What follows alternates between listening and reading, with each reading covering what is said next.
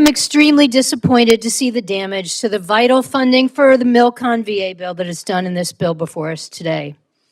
Just to mention a few things, you've heard people talking about the 80,000 proposed staffing cuts, which is absolutely a way to move forward to privatizing our veterans' medical care. This cuts veterans and families' access to reproductive health care and has many more problems that we'll have a chance to address in our amendments that will be coming soon. But I want to talk about a couple of specific impacts that we will see in Maine. The first one is called Installation Resilience Funding, $30 million cut. Now, it's kind of a wonky term, but it will mean a lot to our state. For those of you who don't know, I am blessed to have the Portsmouth Naval Shipyard in my district. Luckily, there's no one in here from New Hampshire, because sometimes they think it's a New Hampshire shipyard, but very clearly, it is in Maine, even if it's called Portsmouth. It is in Kittery, Maine. It is a vital military facility where we overhaul, repair, and modernize our U.S. Navy's nuclear-powered subs, specifically the Los Angeles and Virginia class.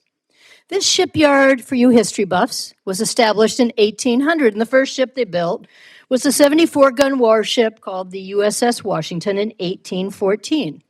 It was a vital shipyard during World War II, where we constructed 75 submarines and had up to 25,000 people there working every day. Now, I'm very grateful to this committee for consistently investing in upgrades and improvements in the dry dock and modernization facilities there. But you should know that when you build on the coast, any of your coasts, my coast, your coast, the West Coast, it is not stable. And if you were in Maine in 2024, just a year ago, November, we had 2 severe storms that wiped out about 50% of our working waterfronts. And even this year, there has been some of the greatest sea level surge in the Portsmouth Naval Shipyard recorded in all time. So what happens then? It risks flooding to our nuclear submarines. You can imagine how expensive and delicate this operation is. And this year, they had to use sheets of plywood to keep the dry docks from flooding.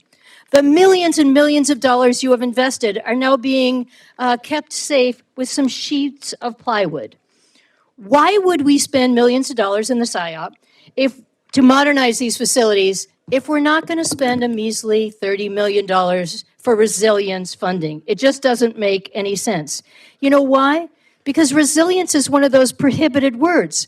Perhaps it is woke. Perhaps it means climate change.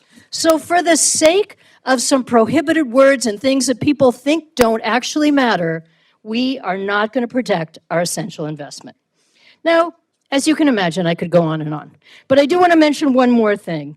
The staffing cuts that are being proposed and have already happened, whether it's through the DOGE or the deferred resignation. By the way, that deferred resignation that Elon Musk thought up means that you let people out of their jobs, said, go ahead, go home, don't go to work, but we'll keep paying you till September, and we can't fill those vital positions.